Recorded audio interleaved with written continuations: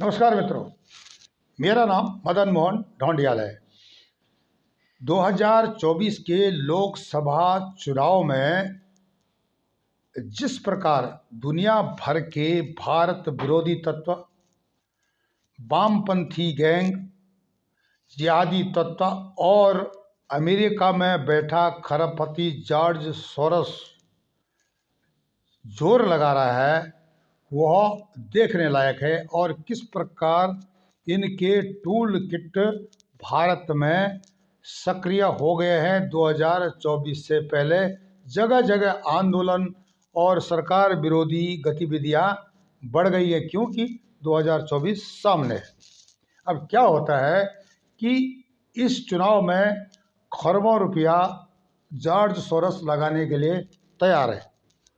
अमेरिकी अरबपति George Soros के बयान पर आज भी सारे देश में चर्चा चल रही है। सोशल मीडिया हो, चाहे टेलीविज़न न्यूज़ चैनल हो, चाहे डिबेट हो। उन्होंने प्राइम मिनिस्टर नरेंद्र मोदी जी पर आपत्तिजनक टिप्पणी की और जल्द ही एक लोकतांत्रिक बदलाव की उम्मीद जताने की बात कही। बीजेपी और कांग्रेस दोनों ने इसकी निंदा की, लेकिन यह भी देखने वाली बात है कि जॉर्ज सोरोस का झुकाव वामपंथ की ओर रहा है और उसके कारनामे सबको पता है कि दुनिया भर में सरकारों को गिराने में जॉर्ज सोरोस का बहुत बड़ा योगदान रहा है।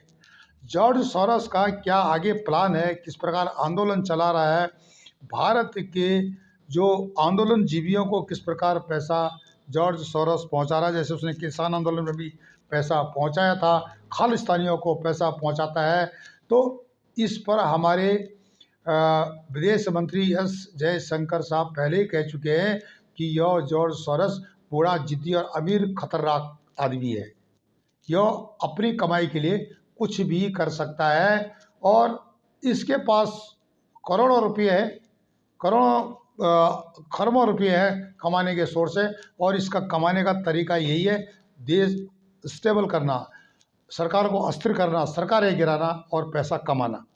ये इसका धंधा है। जैसे कि अभी कोई पॉलिटिकल पार्टी जो सत्ता चाहती है, उसके साथ एग्रीमेंट कर देगा, उससे पैसा ले लेगा और इस पैसे को फिर तरीके से लगा लेगा, क्योंकि इसके टूल किट हर दुनिया के 100 देशों में विद्यमान है। अब क्या होता है कि इसकी हंगरी के बुडापेस्ट में एक यहूदी परिवार में 1930 में 1930 में इस जॉर्ज सोरोस का जन्म होता है। जब ये 9 वर्ष का था तो उस समय द्वितीय विश्व युद्ध शुरू हो गया था। उस समय हंगरी में यहूदियों को खोज कर मारा जा रहा था। सोरोस के परिवार ने एक नरसंहार से बचने के लिए झूठी आईडी भी बनाई थी, आधार कार्ड हो जैसे भारत में उसी तरह का। अब क्या है कि 1945 में सेकेंड वर्ल्ड वॉर जब ख़त्म होता है तो हंगरी में एक कम्युनिस्ट सरकार बन जाती है। यही वो समय था जब सोरोस के परिवार ने देश छोड़ने का फैसला किया। 1947 में सोरोस अपने परिवार के साथ बुडापेस्ट से लंदन शिफ्ट हो गए। लंदन पहुंचने के बाद सोरोस के परिवार के सामने सबसे बड़ी समस्या थी रोटी, कपड़ा और मकान की। इस वक्त पैसा कमाने के लिए सोरोस ने लेबर काम किया, कुली काम किया, वेटर का काम किया, जो भी काम मिला उसको किया उसने। इसी से वह लंदन स्कूल ऑफ इकोनॉमिक्स में पढ़ाई भी करता रहा, इसी खर्चे से। पढ़ाई पूरी करने के बाद जॉर्ज सोरोस 1956 में लंदन से अमेरिका आ गई। अमेरिका में सोरोस ने फाइनेंस इन्वेस्टमेंट सेक्टर में काम करने का फैसला किया। वो फैसला उसके लिए बिल्कुल सही सिद्ध हुआ। अब क्या होता है कि 1973 में सोरोस फंड मैनेजमेंट नाम से कंपनी बनाता है। उसके बाद अमेरिकी शेयर मार्केट में पैसा इन्वेस्टमेंट करना शुरू करता है। अगले 6 साल यानी 1979 तक सोरोस इतने सफल बिजनेसमैनों में एक था कि वह रंग भेद का सामना कर रहे जो काले छात्र हैं वहाँ पे स्कॉलरशिप देने लगा था। काला और गोरा का तो आम बात है, चाहे अमेरिका हो चाहे यूरोप हो। इस समय तक वह दुनिया के सबसे बड़े करेंसी ट्रेडर के तौर पर प्रसिद्ध भी हो गया था। 1992 बैंक ऑफ इंग्लैंड को तबाह करने में जॉर्ज सोरस का बहुत बड़ा योगदान रहा। 1992 की बात है, यूरोपीय देशों ने अपनी करेंसी वैल्यू को स्थिर और मजबूत बनाने के लिए एक्सचेंज रेट मैकेनिज्म शुरू कर दिया था। इसके तहत दो या ज़्यादा देश अपने पैसों की वैल्यू को फिक्स कर देते थे। 1989 से पहले जर्मनी तेजी से डेवलप कर रहा था, लेकिन बर्लिन की दीवार गिरने के साथ ही वहाँ की अर्थव्यवस्था भी पूरी तरह से चरमरा गई थी, तबाह हो गई थी। इसी समय यूके ने जर्मनी के साथ, यूनाइटेड किंगडम ने जर्मनी के साथ एक्सचेंज रेट मैकेनिज्म के तहत करेंसी की वैल्यू फिक्स कर दी, जिससे जर्मनी की कमज़ोर हो रही करेंसी मजबूती में आने लगी। जर्मनी की करेंसी मजबूत होना तो दूर, यूके के पाउंड की वैल्यू भी उधर गिरने लगी। यूके सरकार ने इससे बचने के लिए स्टेट के इंटरेस्ट रेट जो ब्याज की दर है, बढ़ा दी। इसके बावजूद जर्मन करेंसी की वैल्यू घटने लग गई। इसी समय जॉर्ज सोरस के इंग्लैंड की करेंसी पर शॉर्ट पोजीशन उसने ले ली। अब क्या होता है, 16 सितंबर 1992 को जर्मनी के सेंट्रल बैंक ने सहयोगी देशों से अपने करेंसी की वैल्यू को नए सिरे से तय करने की मांग की। इसके बाद यूनाइटेड किंगडम ने जर्मनी के साथ हुए एक्सचेंज रेट मैकेनिज्म एग्रीमेंट को तोड़ दिया। इससे दोनों देशों की करेंसी नीचे गिर गई। अब बैंक ऑफ इंग्लैंड तबाह तो हो गया, और इन सब से सोरोस ने $1 अरब से ज़्यादा कमाए। सरकारें गिराना, बैंक गिराना, फाइनेंशियल डकैती करना। इसी तरह मलेशिया, थाईलैंड की करेंसी पर शॉर्ट पोजीशन लेकर सोरोस ने खूब पैसा कमाया। 1995 में जॉर्ज सोरस को लग गया था कि एशियन कंट्री मलेशिया और थाईलैंड के करेंसी की कीमत ज़रूरत से ज़्यादा है। इसी वजह से उसने इन दोनों देशों की ढेर सारी करेंसी खरीद ली। 1997 में जब एशियाई देशों में मंदी आई, तो मलेशिया की करेंसी में 50% और थाईलैंड की करेंसी में 45% तक की गिरावट आई गई थी। इससे एक बार फिर सोरोस ने और पैसा कमाया। इस वक्त सोरोस के नेटवर्थ 71,000 करोड़ रुपए से भी ज़्यादा है। इस समय फरवरी 2019 में इसकी नेटवर्थ थी 68.69 हजार करोड़ रुपये। अप्रैल 2020 में 68.69 हजार करोड़ रुपये। अप्रैल में 2021 में 69 करोड़ रुपये, और अप्रैल 2021 में 71.10 हजार करोड़ रुपये, बहुत होते हैं।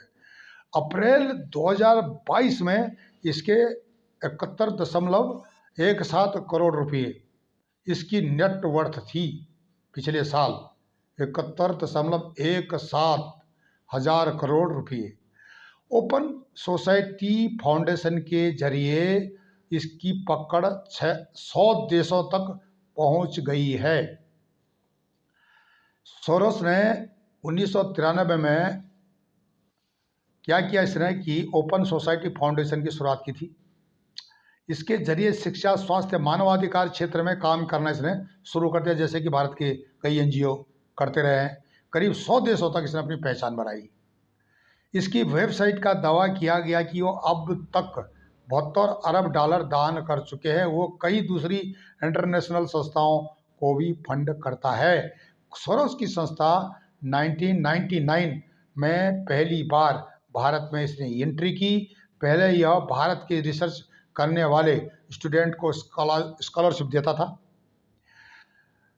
2014 में ओपन सोसाइटी भारत में दवा न्याय व्यवस्था, बताओ तो, पालिका तक पहुंच गया, को बेहतर बनाने और विकलांग लोगों को मदद करने वाली संस्थाओं को आर्थिक लाभ देना इसने शुरू कर दिया। 2016 में भारत सरकार ने देश में इस संस्था के लिए होने वाली फंडिंग पर रोक लगा दी। 2016 में, 2014 में मोदी सरकार आ गई थी।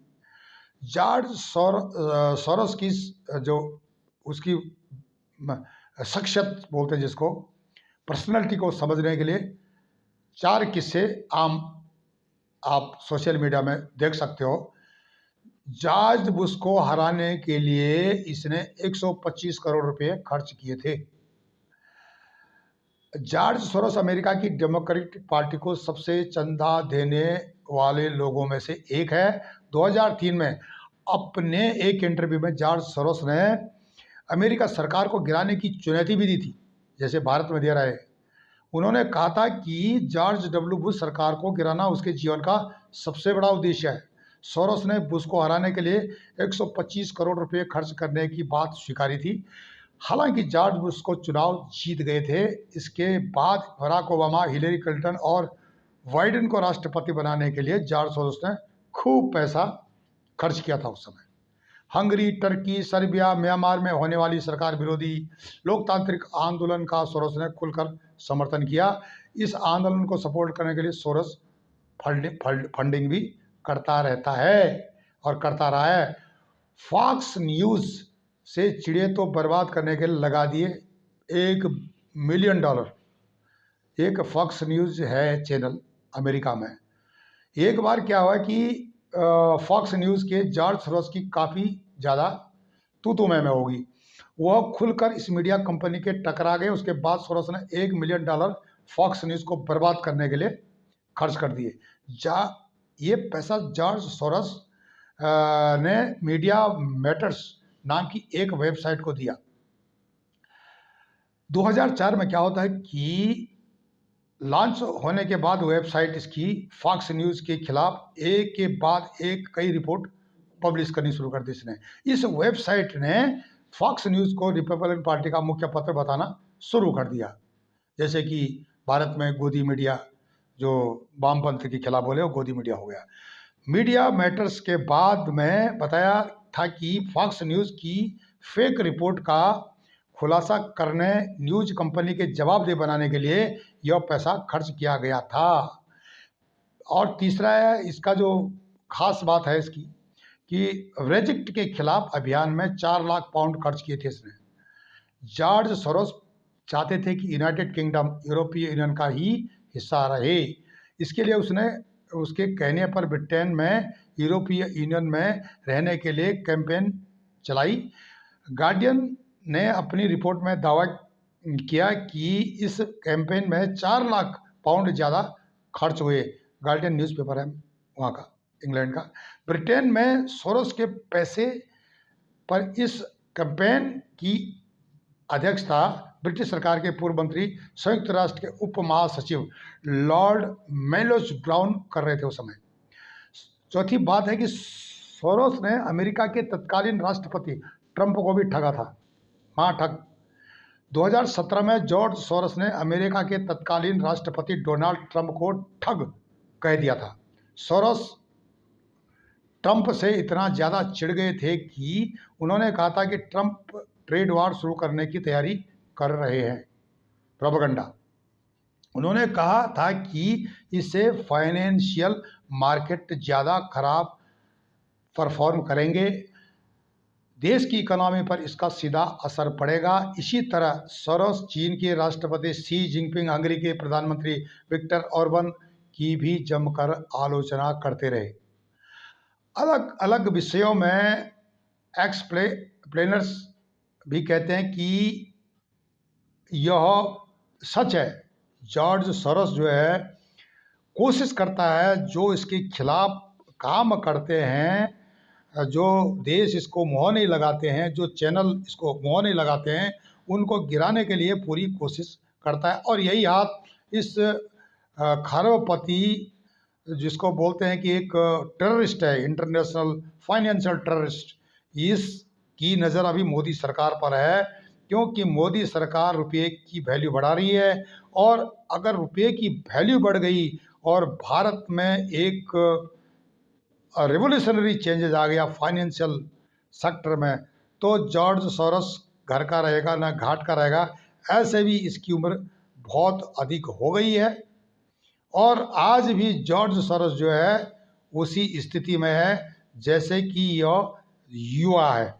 अब सोच लो आप, जो बंदा जो है 1930 में जिसका जन्म हुआ और मोर देन 93 ईयर्स 93 ईयर्स के आसपास जो बंदा पहुंच गया है, और उसकी जो है स्पिरिट आज भी वही है और वही सोच है जो 92 में, जो 1945 के आसपास, जिस समय जो है सेकेंड वर्ल्ड वॉर चल रहा था, यहूदियों को मारा जा रहा था, उसके दिमाग में यही बातें अभी भी चल के आ रही हैं। जबकि दुनिया बहुत बदली हो गई है, आज स्थिति भिन्न है, यहूदी अच्छी स्थिति में है और जॉर्ज सोरोस जो है दुनिया भर की सरकारों को तोड़ने में, उसके अंदर जो दिमाग के अंदर जो वायरस है, उस वायरस को वो अभी भी शांत नहीं कर पाया है। इसी वायरस के तहत भारत में मोदी सरकार को गिराने के लिए सोरोस युद्ध स्तर पर